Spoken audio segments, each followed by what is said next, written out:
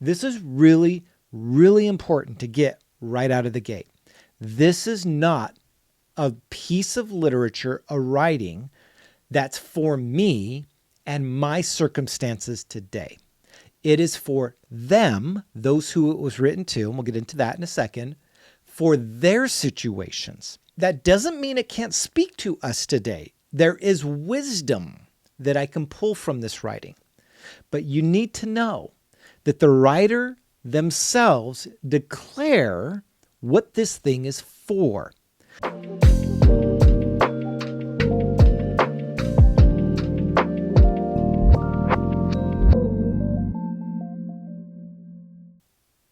Hi, everybody. Welcome to Whiskey in the Writings. My name is Joe, and I'm your host. Today, if you've had questions about the last book of the Bible, known as Revelation, this is your episode. We're going to look at this from a 30,000-foot view and ask the question, what is this writing called Revelation all about? Thanks for joining me on Whiskey in the Writings. Today, we're going to get into our whiskey. The whiskey that we're drinking today is our Macallan 12-year. This is a Highland Highland single malt Scotch whiskey. This was a gift given to me by some friends, and it is an absolutely delicious Scotch.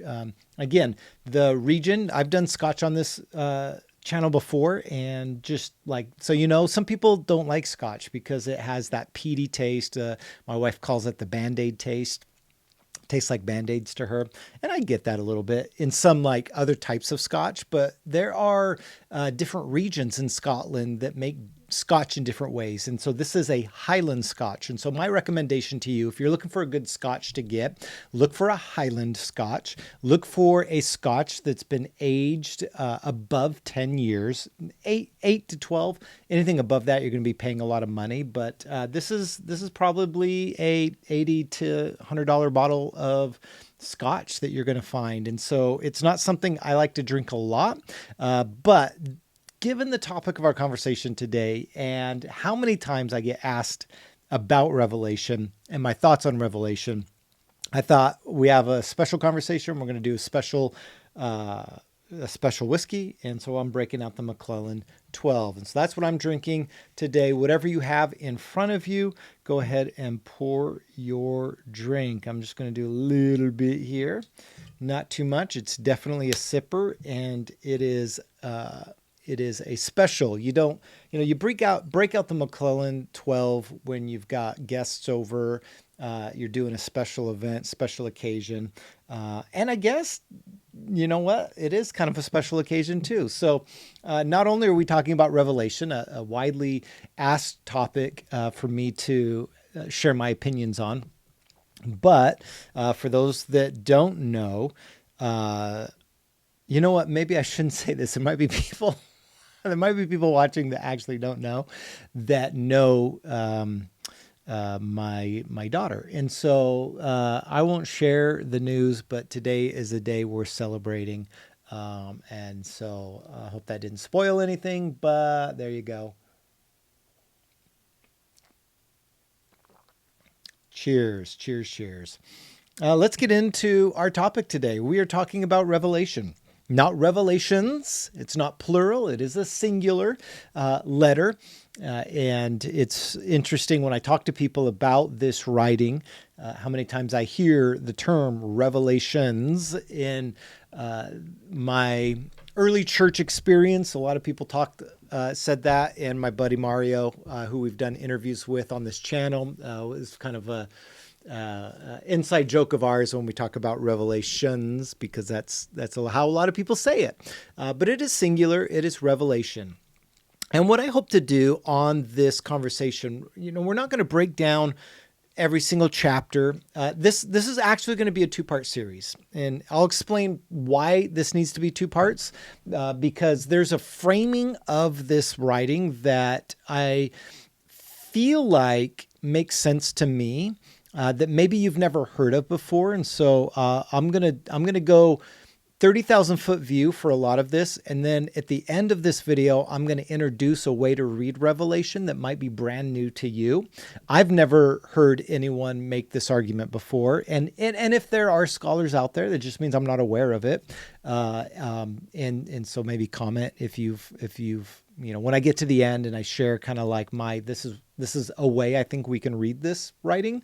If you've heard it before, I'd love to know where, because I'd love to read more about how other teachers or scholars may have handled this text in the way that I'm going to introduce it towards the end of this video. So stick around to the end.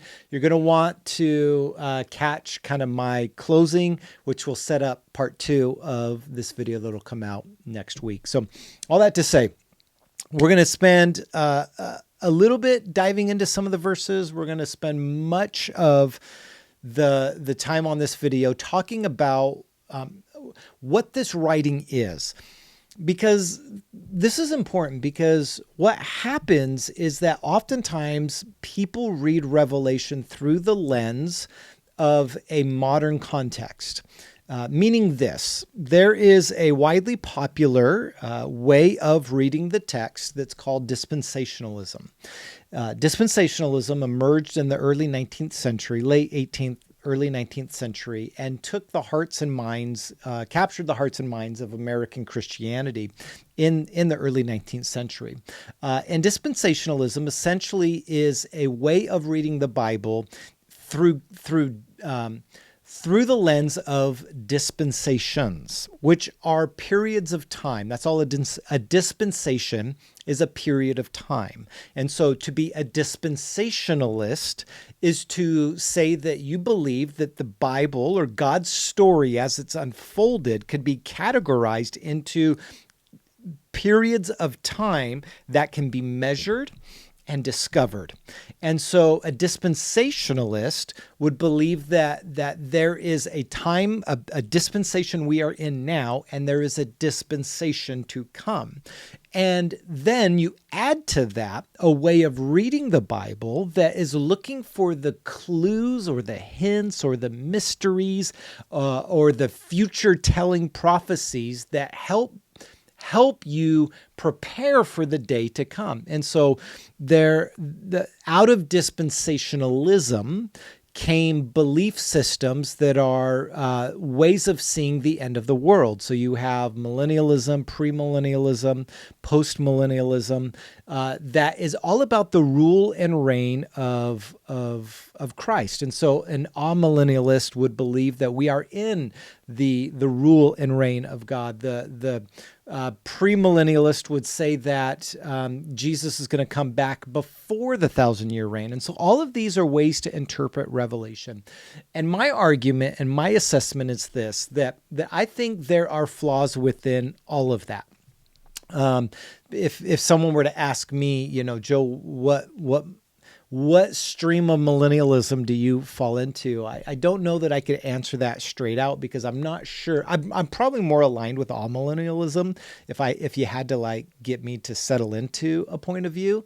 But generally speaking, I think that the way that we read Revelation to answer those questions, I think it is missing the point of this writing. And so what I want to do on this episode is introduce my kind of grand overview.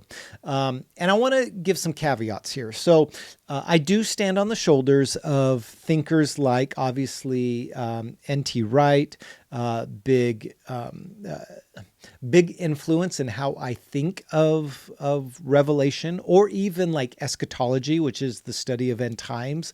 How I think of these conversations comes a lot from Wright, as if you watch this channel at all, that's true. I've read other commentaries. I've read other books on Revelation. One that was really meaningful to me was by the scholar, oh my gosh, his name just left my brain. I have to look back here.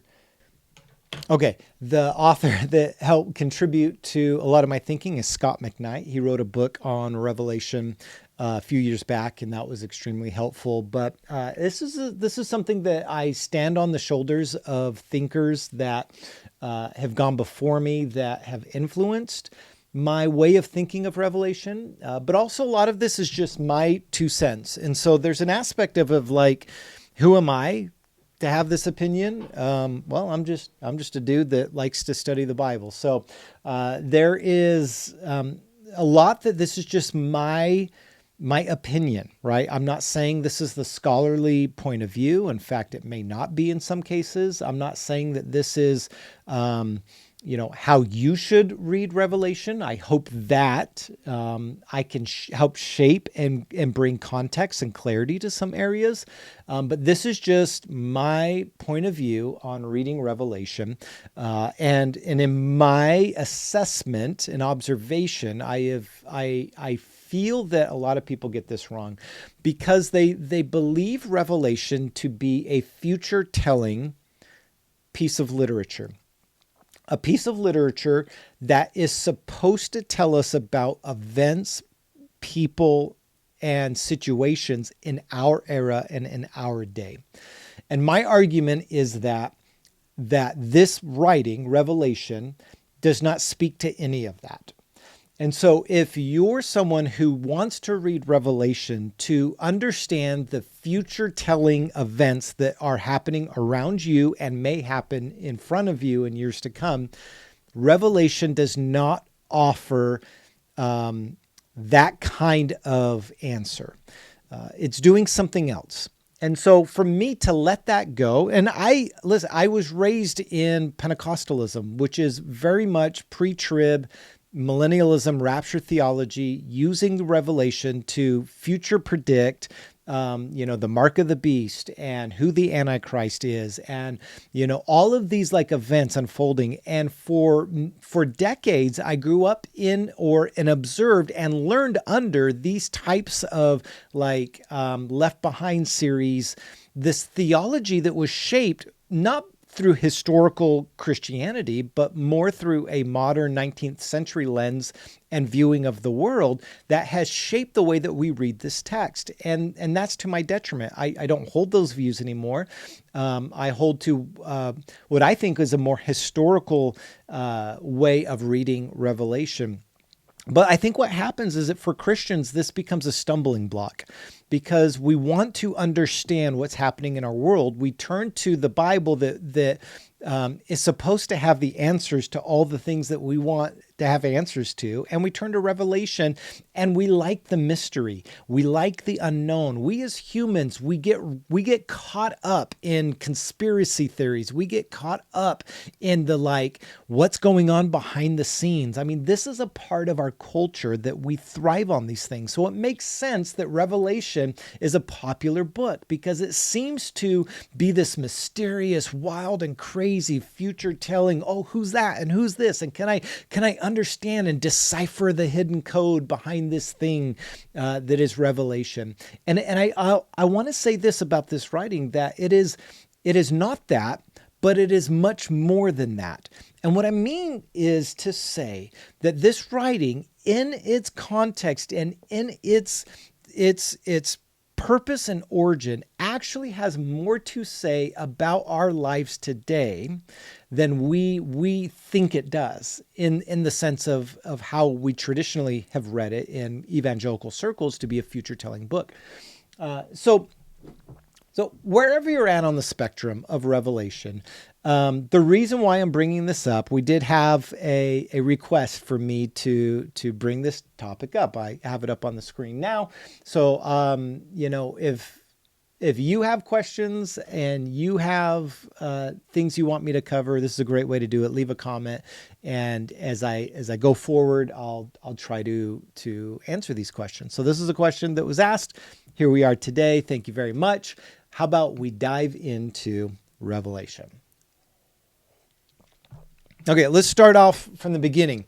Do you know that the English word revelation is the Greek word apocalypses? And this word has a specific meaning. So when we think of revelation or apocalypse, oftentimes, like I just stated, we think of the future. We think of this cataclysmic, chaotic, end time battles and situations that take place that this story is showing to us. But in the truest form of the word apocalypse in Greek it means to unveil or to uncover. Okay. So at the very baseline, you might go, well, Joe, yeah, it's uncovering or it's unveiling the future that's coming our way. And I would argue that's not what the text itself says. You can say, what do you mean by that? Well, why don't we open it up? Revelation chapter 1. We're just going to read right out of the beginning. So this is Revelation chapter 1, verse 1. It tells us what this thing is about. And this is important because when we remove this definition, this defining attribute from reading the text as a whole, we're going to misalign ourselves to what this text actually is. And so it says this: the apocalypse, or revelation in your English, the apocalypse, and let's just use the defining word. Let's define this even further. The unveiling or the revealing, that's what the word means, of Jesus Christ. Okay? So is this the unveiling or revealing of the future? No. Is this the unveiling or the revealing of hidden codes that we need to decipher? No. This is the unveiling, the revealing of Jesus the Christ, which God gave him to show his servants what must happen very soon. He made it clear by sending his angel to his servant John, who then testified to everything that he saw concerning the word of God and the testimony about Jesus Christ. Okay. Right out of the gate, the author, John, and we can get into who wrote this in a minute, is making this very clear. This is an apocalypse, a revealing of Jesus. And he says that this is to show his servants, people who follow Jesus, what must happen very soon. So right out of the gate, the writer's telling us what this thing's about. That the thing that's being revealed about Jesus is believed to be happening very soon. Which means, guys, this isn't a writing about the future. This is a writing about the present time that the people that received this writing needed to understand. Okay? I'm not making this up. This is what the text self-declares. So anytime we begin to take this writing, Revelation, and remove it to make it some future thing about me and my events, you're actually misreading what this writing's all about. Okay? Now, this is really, really important to get right out of the gate. This is not a piece of literature, a writing that's for me and my circumstances today. It is for them, those who it was written to, and we'll get into that in a second, for their situations. Now that doesn't mean it can't speak to us today. There is wisdom that I can pull from this writing. But you need to know that the writer themselves declare what this thing is for. And so he says, this is about something that was for them very soon happening around them. And then I love when it says this. It goes, he made it clear by sending his angels to a servant. So is this a mystery? No, the writer seems to think that they all know what he's talking about. He made it clear. So this isn't a shroud of decoding, and if I know the right numbers and I can make this thing work. Whatever is spoken about and all the crazy stuff that happens in the last 3/4 of this writing is something that would have been clear to the audience. It might be a mystery to us. I get that. We might read it and go, I don't understand what these things mean. I get that. But they did. And that's important. That's important. This wasn't written to be a mystery. This was written to be clear, right?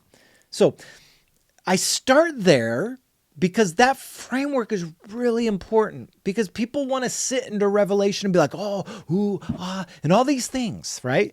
But the reality is that the author himself was like, hey, I'm writing this down because this is something that's going to happen very soon, and I'm going to make it clear so that you understand. Now, the writer chooses to use a literary genre called apocalyptic literature to communicate these things. He could have used history, he could have used prose discourse, he could have used a number of things, but within it, he chooses to use apocalyptic literature. Now, for those that don't know what apocalyptic literature is, it is it's a literary device that was used in Second Temple Judaism to use symbols and metaphor and meaning to communicate a true reality that was happening. It's the best way to explain like apocalyptic literature is, instead of just telling you, Joe on his walk jumped over the puddle, it would be Joe on his journey flew over the depths of the waters that lurked beasts within to overcome the beast and conquer through his leaping ability. I don't know. Okay. That's a dumb way. That was really dumb. Maybe I should cut that. I'm just trying to say that this is a literary device to communicate a greater truth. And so let me explain it this way. Whatever John saw in his revelation is not video cam footage.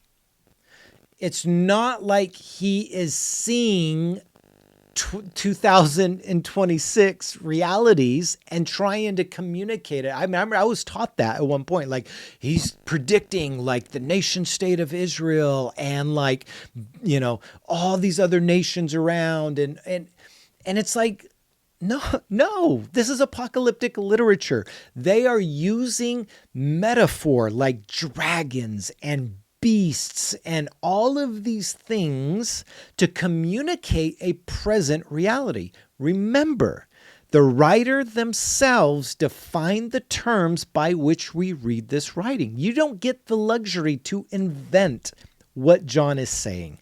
You have to respect that John is doing something specific. He states what he's doing, and we have to honor that. And I think that's really important, because we want to make the Bible into this thing that's for me. And you've heard me say this on this channel before, that the Bible wasn't written to you, but it was written for you, right? So it's not written to you in the sense of like he's addressing my issues, concerns, and worries, fears, doubts, political climates of my day. But there is wisdom I can take from this. And we'll get into that in a minute. So we're dealing with the apocalypse, all right? So right out of the gate, this is, what he's saying here. And then he goes into this who's this for, right? So if you've read Revelation before, the first quarter of it is to these 7 churches. Now, I'm bringing up on the screen here this graphic that I've used in the past that's helpful to understand that these 7 churches were real places in southern Turkey, okay, Asia Minor at the time.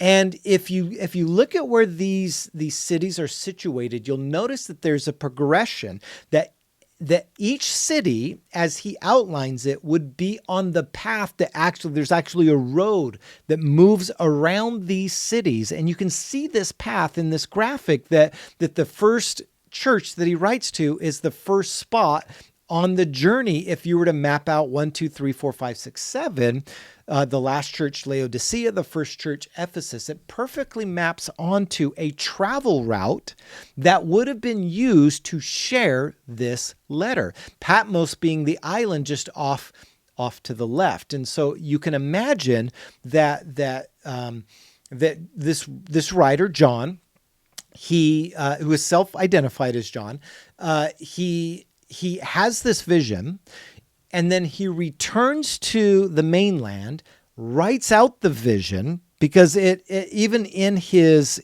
statement on when he got this vision, he says, while I was on the island of Patmos, which is to say that he is writing at a time that he's not on the island. He was saying, when I was there, I got this vision. And then presumably John moves inland, settles in after his exile, and begins to write out this vision that he had. So he had time. Here's the important part here. John doesn't have a piece of papyri and a pen, and he's writing out as he's seeing it, and he's going, oh my gosh, there's this, okay? John receives a vision. He has time to process it while he's in exile, gets removed from exile, goes back inland, and then begins to actually write out in a organized and systematic way the thing that he received when he was on this island. And so he writes to these 7 churches. And so there is a pattern here that's important, is because it's showing an intentionality towards this writing, that it wasn't just this like, drop out of heaven type of a scenario, that John is being methodical in the organization of this writing. And I think that's important, that you see an intentional effort from John. And so you see in this early portion of this writing, another thing that John points out that I think is important here. In verse 3 of this, he says, "Blessed is the one who reads the words of this prophecy aloud, and blessed are those who hear and obey the writings in it, because the time is near." And so there is a instant application that John is expecting out of this. He uses 3 words: to hear, who keep, and he talks about the time being near. And so I bring all of that up because I just think I need to emphasize the reality that this is a writing for them in the present time. I can't stress this enough to go, this isn't a future telling book.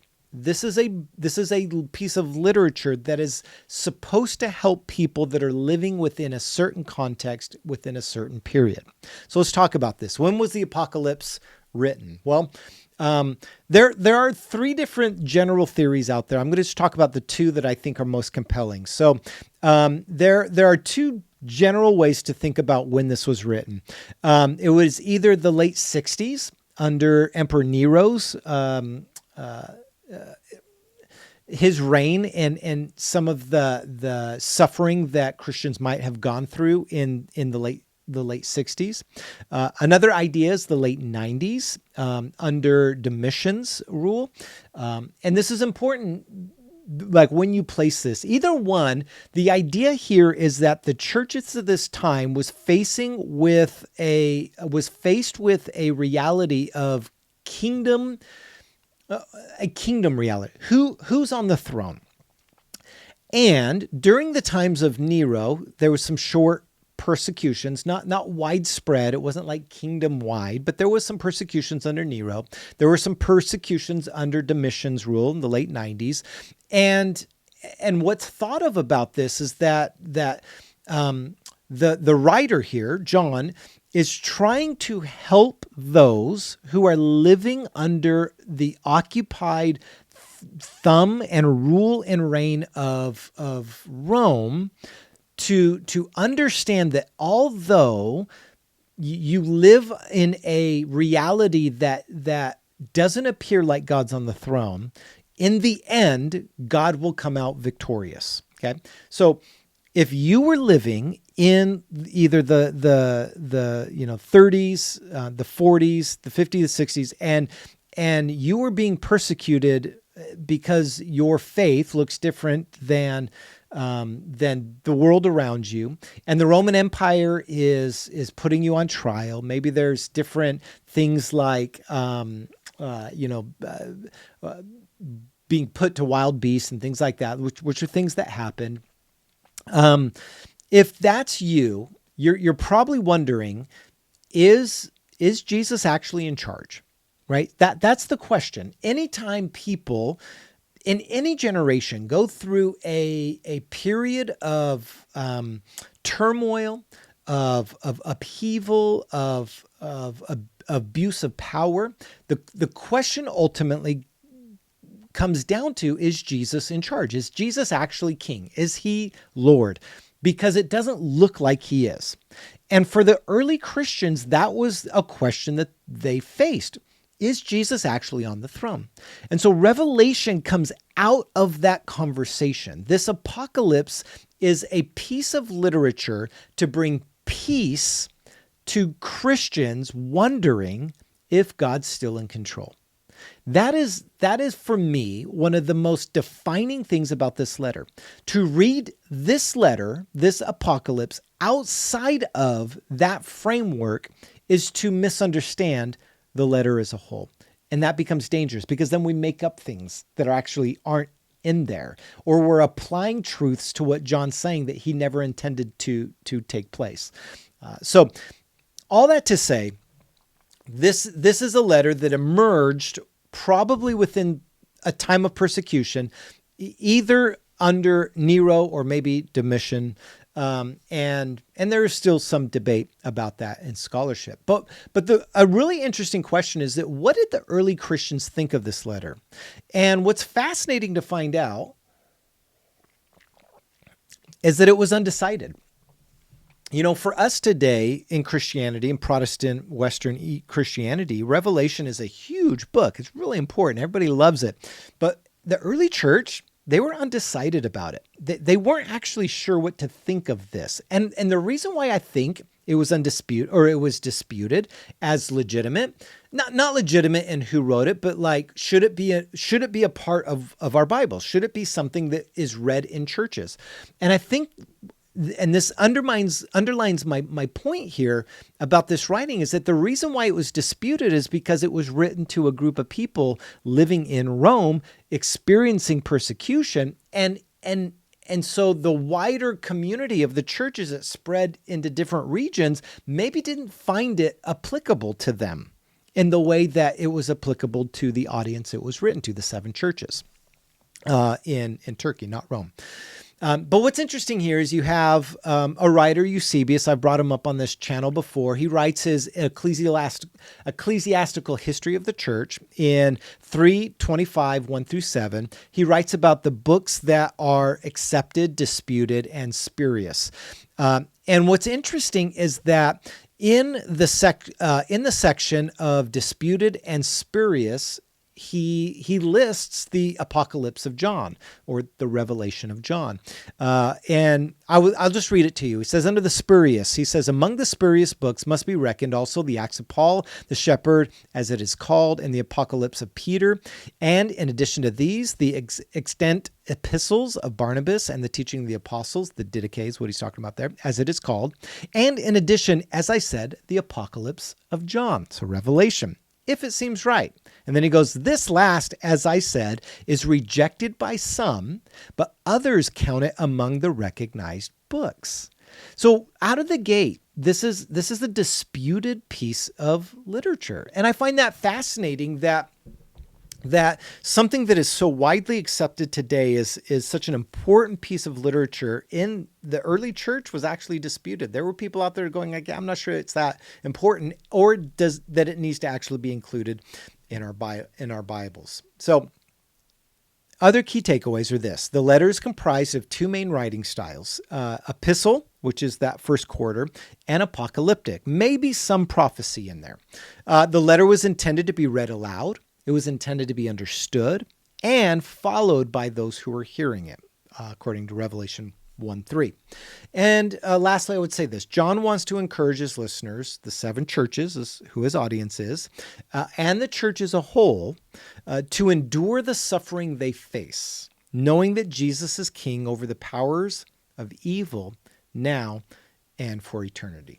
Okay, so just some general thoughts there. I want to move to the thematic reading of this writing. So I think there's a thematic approach to this, because when we read Revelation, we're flooded with all this apocalyptic literature, at least the back 3/4 of it, where you're getting like angels and bowls and wrath being poured out, and dragons in the sea, and all of these like grand, crazy image. And again, this maps right onto apocalyptic literature. These are metaphors. These are examples to communicate a greater truth. It's not that there is a literal dragon and a literal virgin. This is imagery that's being used to communicate a greater truth of a reality that they would have known then and there.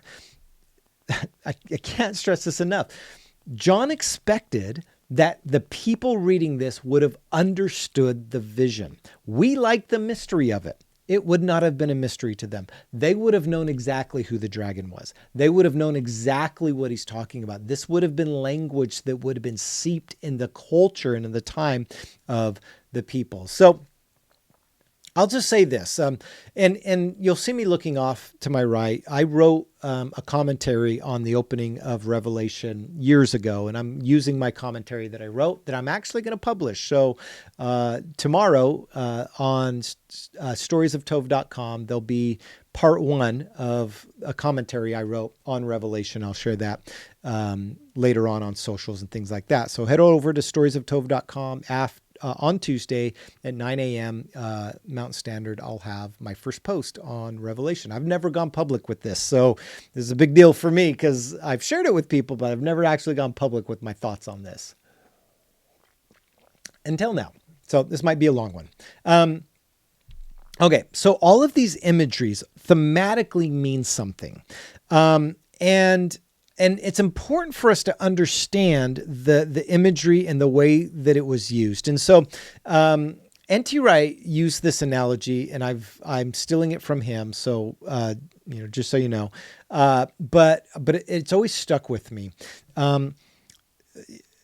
The audience would have understood what these images meant, and 2,000 years later, we're confused, and rightly so.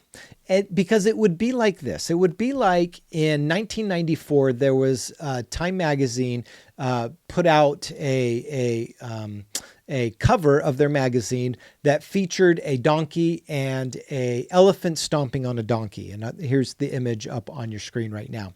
And if you were to take this 1994 New York or Times front cover and 2,000 years, take it to some remote region in, let's just say, Northern Africa, and handed it to someone 2,000 years later, they would see the image of the elephant and the donkey, and they would be so confused. In fact, they'd probably wonder if America had an elephant and a donkey problem. And for them to understand the relevance of that image, they would need to seep themselves into the political climate and culture of American politics in the 90s for them to understand the significance of this image. This is what's happening with this apocalypse. The imagery that's being used is somewhat lost on us today because we are not in their time and in their place. And one might argue, well, Joe, then why should we even read it? Okay, there's a reason why we should read it. But it's not to secretly decipher who the beast is in our world today. No, the beast was known in their world. The beast was Rome. It was Babylon. This is language. This is code language that was used in the Bible. I mean, Peter, I think it's 1 Peter. I've shared this on this channel before, but like in 1 Peter, you even have in 1 Peter chapter 5, Peter's doing his final greetings, and he says this in verse 13. He says, "The church in Babylon, chosen together with you, greets you, and so does Mark, my son." So what's Peter? Is Peter in Babylon? No, he's in Rome. But Rome quickly in the early Christian movement became synonymous with Babylon. So when John, the Revelator, in the Apocalypse begins to talk about Babylon, who is he talking about?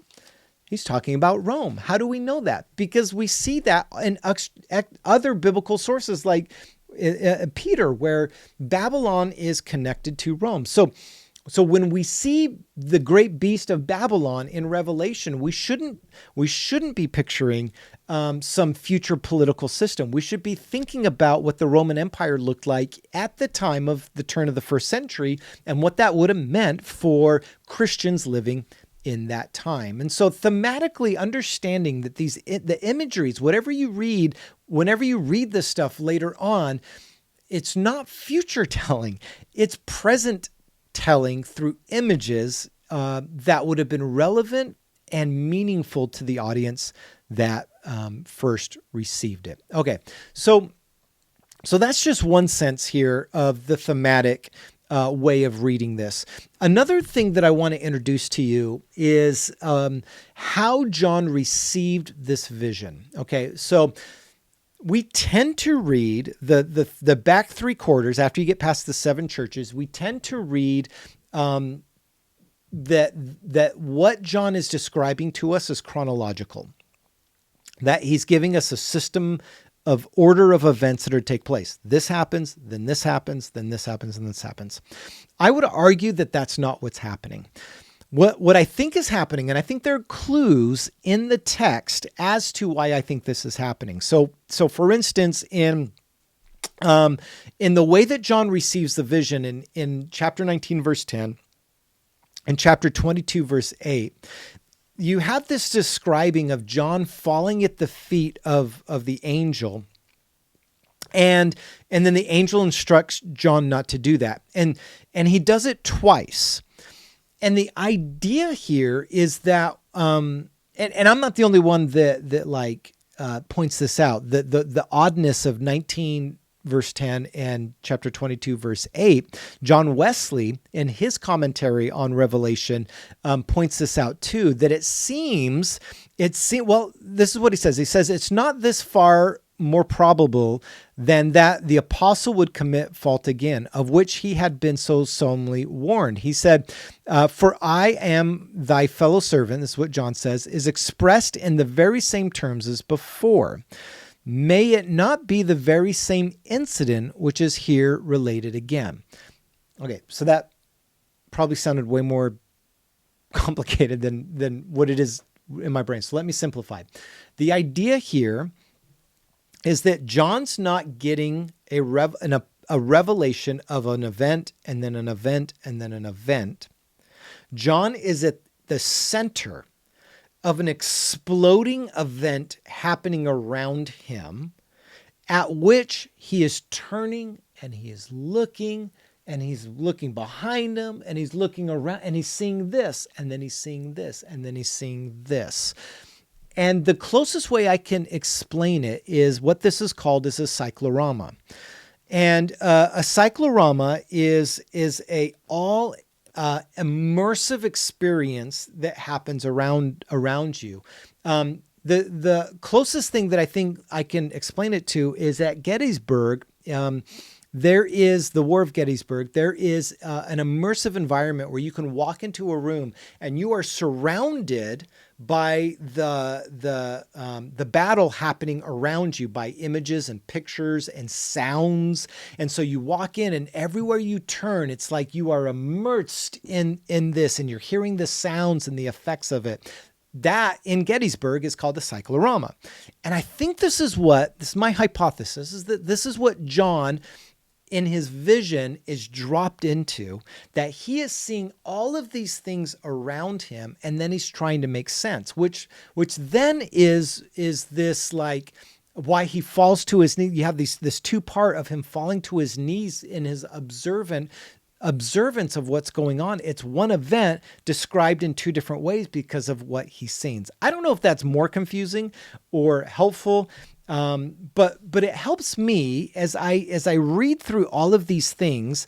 It's not a sequence of events unfolding. He is taking it all in as he is seeing the behind the unveiling of the battle that's happening that is not seen by earthly human eyes, and he's taking it all in. And he comes to the conclusion that Jesus will be victorious over all of this that he sees. This is the unveiling of Jesus Christ and his act and interacting within the world around him, which for early Christians that are suffering persecution, like that would have been refreshing to hear. If you just think about, put yourself in their shoes for a second, everywhere around you, you're scared to even say that you're a Christian. You're worried that if you're going to lose your job, you're going to lose your friends, you're going to lose your house, you're going to lose your life potentially. And you're wondering, how in the world is Jesus in charge of all of this? And John gets this revelation to reveal that although there is chaos and battle going on, Jesus is still the victor. So I think that's powerful. And I think that's important to understand. So I've been talking a lot, and I want to do a couple things. I want to summarize. I want to give some key takeaways, and then I want to introduce how I'm going to talk about part 2. So if you were to summarize this letter, this is how, if this writing, the Apocalypse, if you were to summarize it, this is how I would go about summarizing it. Okay. And I'll put this up on the screen. The Revelation, the Apocalypse, attempts to encourage its readers to be faithful disciples of Christ, living as citizens of the New Jerusalem in the midst of fallen Babylon.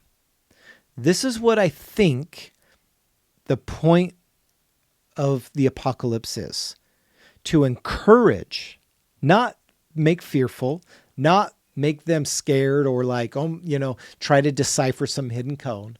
He wants to make it clear. He says that at the opening. He wants to encourage those that are reading this, that it's okay to be a disciple of Christ. You can continue living as disciples and citizens of the New Jerusalem in the midst of a fallen Babylon. And so I think this was significant. So a couple key takeaways here. John's experience of this revealing or this uncovering, this apocalypse, was an explosive, unitive reality, is what I call it. It's not to be mistaken for a subsequent retelling of historical cosmic events. John's audience are those trying to live as citizens in God's kingdom of heaven in the midst of a fallen Babylon. Everywhere they look around them, it's fallen Babylon. And the encouragement is that you can continue to live as citizens of heaven. And in light of this, John's aim is to encourage his readers not to lose faith as committed citizens of New Jerusalem, despite the despair and corruption of fallen Babylon. Okay, so how, when you take all of that information I just,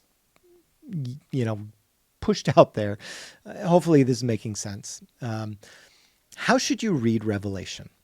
Well, that's what I want to introduce in part 2 next week of this topic, how to read Revelation. And my argument is that you should read Revelation as a chiasm. And here up on the screen is a graphic that I made years ago to help maybe communicate the chiastic structure of Revelation. Why I think it's a chiasm, why I think you should read it as a chiasm, and what are the main points of a chiasm here, we're going to discuss that on next week's episode. This is just my introduction of Revelation. So I hope this was helpful to you. I hope this might have opened up some conversation for you. Hopefully it didn't frustrate you, but I think it's important. I think what Revelation is not is a future-telling prophecy of hidden code and messages that we have to decipher to understand our world today. What I think it is a clear picture using apocalyptic literature genre to communicate something they would have understood, to encourage the readers in the day and age that they lived. And the wisdom that we can pull out of that, if I were just to maybe wrap it up with this, what is the wisdom of reading it in the way that I'm talking about? One, Revelation doesn't become scary anymore, or this big, mysterious, oh no, what is this thing? When we read Revelation in its context, for the audience that it was written to, for the wisdom it has for us today, the wisdom it offers you and me, is that no matter what happens politically, socially around us, there is still a path forward for us in our hope and belief that Jesus will reign victorious, and that I can still be a faithful citizen of new heaven and new earth, of God's kingdom, in the midst of the chaos that happens around me. Revelation, the apocalypse of John, should be an encouraging. We should be rejoicing when we read the apocalypse, not fearful, not in mystery or shroud of like all the things that like, ooh, the secret thing of 666 and what's that, and all of these things. No. The people that it was written to knew exactly what John was doing. And the encouragement that we can have, the wisdom we can have today, is that we can read Revelation with confidence and encouragement that just like they remained faithful in the midst of a fallen, broken society that wanted to oppress and marginalize them, that you can still remain faithful as a follower of Jesus in the midst of the brokenness around you. That's the encouragement it has for us today. Next week, we're going to talk about the chiastic structure of Revelation and maybe offer my 2 cents on a better way to read Revelation than maybe you have in the past. But that's for next week. Okay. Thank you for watching this episode of Whiskey and the Writings. And it's a big one. Part 2 is coming out. It'll be another big one next week. I really appreciate it. I'd love your feedback in the show notes. Leave a comment, disagree with me, argue with me, all good. And I would love to discuss that with you in maybe a future comment or a future video. But until then, thank you for joining me on Whiskey and the Writings. Head over on Tuesday, tomorrow. There's going to be an article on storiesoftove.com where you can see all of this information that I've just given you and more of my thoughts that I didn't even get to in this episode. So that'll be in the article on storiesoftove.com. Go check it out. Give it a read. Thank you for watching. Have a great week. We'll see you next week. Cheers.